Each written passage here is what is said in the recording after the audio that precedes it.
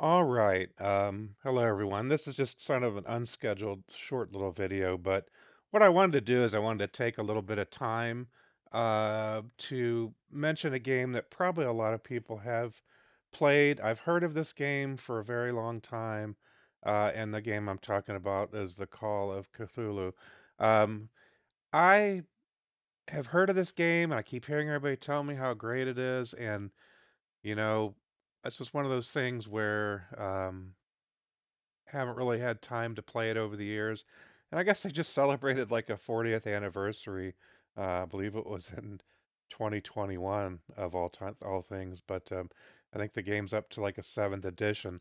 I finally broke down and decided to give this game a try. And I can tell you right off the bat, I'm very impressed by it. You can go to the website here.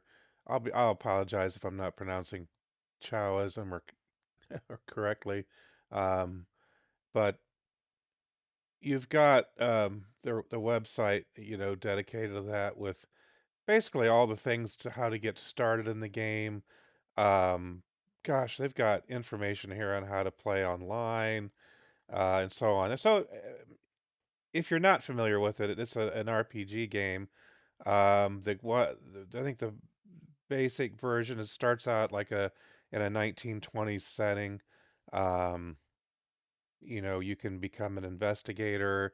There's this whole thing about the Cthulhu mythos that I believe is involved in this. Now, I've only, basically the idea behind that here, and I'll just read it from the website. Ancient and unimaginable beings from beyond the stars, monsters made manifest from outside of time, and mortal cultists who worship both, their minds twisted by forbidden knowledge. Exposure to such horrors can result in madness.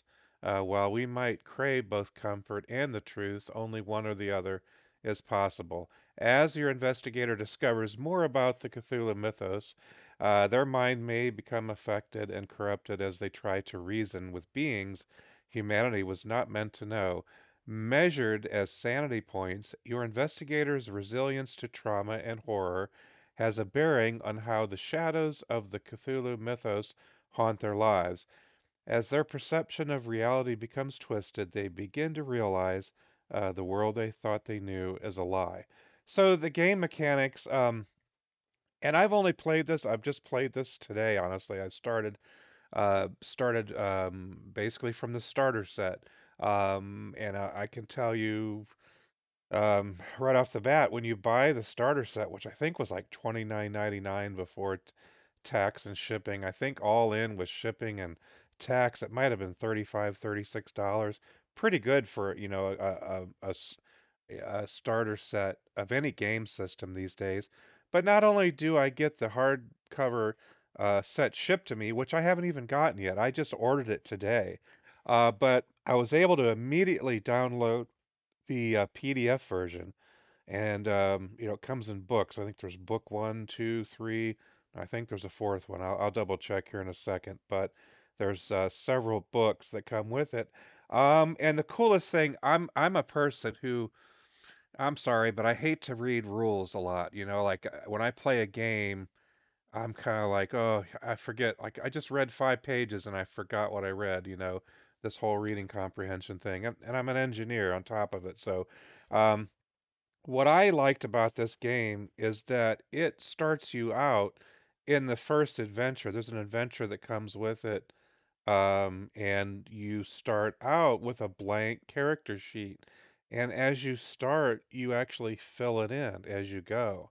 And so you basically have the adventure, and then if you have the starter set, you can have, I think it's book number two is the rule book.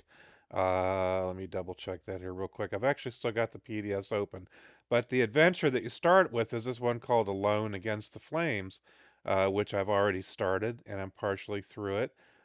Really, really an awesome adventure. Actually, I'm really getting into this. I had a hard time stopping once I got started playing it.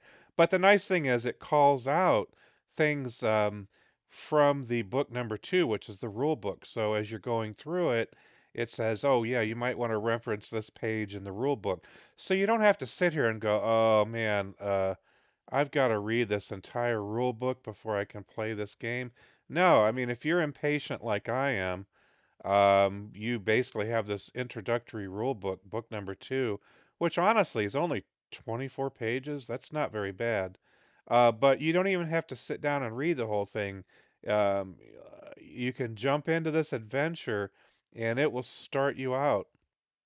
I'm not going to show a lot of the pages because I don't want to give away the adventure. Um, but I love the way that it's done. I mean, the PDFs have bookmarks in them. So if you're familiar with like solo adventure RPG games, which I do play a few of those, I don't always, get to join in a group with a game master, or in this case, I think they're calling them a keeper. But I do play a number of these things solo. And as you read, you try to restrict yourself to reading just the section that it calls out. They're numbered sections, and depending on what action you make, you jump from one section to another. And if you have the PDFs like I do, I've honestly been playing this today with these three things open. I even have a character sheet that's already sort of somewhat developed here. I haven't filled it all out completely, deciding what my residence is, but the thing is, all these numbers that I'm filling in this character sheet are coming from the adventure. As you go through, it says, depending on what your occupation is, I picked professor. I think there's like journalist, private investigator. There's other options in there. But depending on which one you pick, you get so many points to start with. Like, my highest number I get to start with is 70. And then I think they gave me like 360s, 350s, I think, and then the 40. So what you do is you get to distribute those any way you want, like strength, constitution, dexterity, intelligence, so on. And you get to distribute those how you want. And what I love about this fillable sheet, this is a PDF, is that it even does these calculations. I guess you've got your regular strength, your half strength as far as the points go, and then the 1/5 of the point total. And so the PDF actually calculates that for you, which is really great. You have your hit points like, pretty much standard with any game. You have luck, you have sanity. I haven't really got much into the sanity yet. I haven't dealt with anything there. But what I really like is you have all these different skills, and since I was a professor, I got to pick out certain things. One of the ones was that you have a basic language, you get a secondary language. There were some other ones in here I got to pick. And then as you go, there may be, certain roles that you have to make, like, for psychology, I've got a certain number of points available. You have different skills that you get to pick, different interests. And so your characters can be really varied. You've got, electrical repair, the ability to drive an auto, swim, throw, medicine, mechanical repair, locksmith. I could envision a group of investigators if you played this multiplayer that could be very diverse as far as their skill set and, very complementary to each other. So, I haven't got very far into it. I've had to make some psychology rolls. I've had to make a couple of other roles, trying to charm, which I failed at, things like that. So I haven't gotten that far into this adventure. I will say the adventure is pretty good for what I've started out in, but I really think the way they've done this is just outstanding. I mean, this gives you the ability, instead of sitting down and going, "Oh, I got to read this rule book," and then I don't really comprehend it because I haven't really played the game.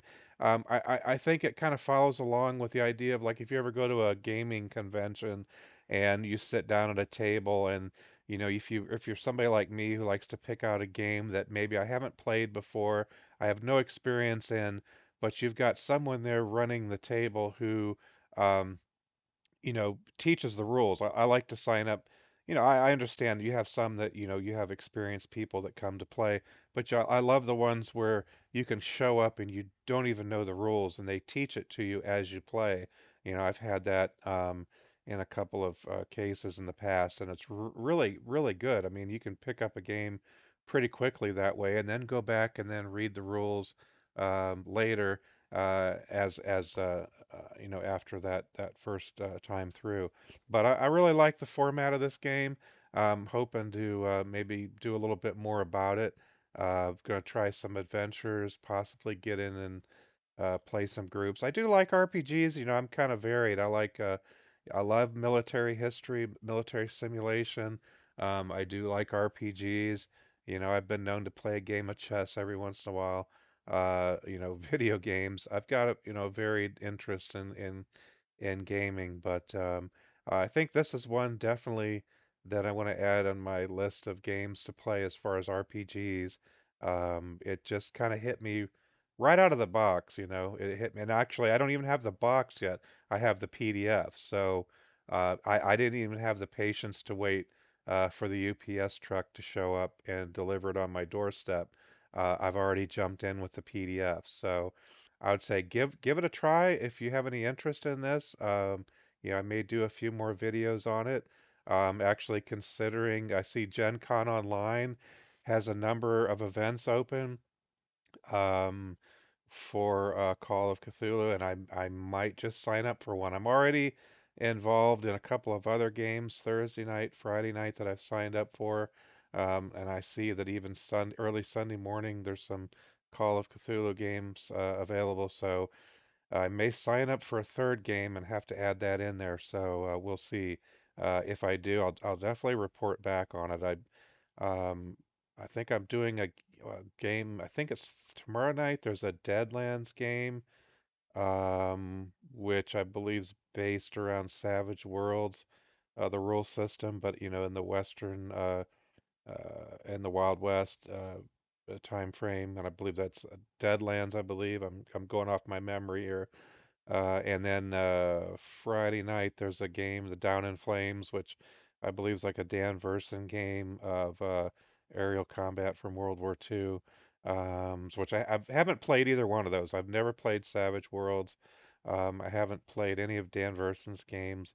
Have not played Down in Flames, but I've heard a lot of good things about both systems. And I think I even have copies of the rules that I've tried to read in the past, but just never really got started. A lot of things happen in life, but I hope to at least report on how those games went afterwards. But yeah, definitely. On the other hand, I did mention a little bit about Gen Con Online. If you're not able to attend, they do have an online link with a number of games available, quite a few Starfinder, Pathfinder, Dungeons and Dragons games. The last time I checked, there were still quite a few tickets available. Some of the games are free, there's no cost. Some of them maybe $2, $4, which is peanuts really. That's not bad at all.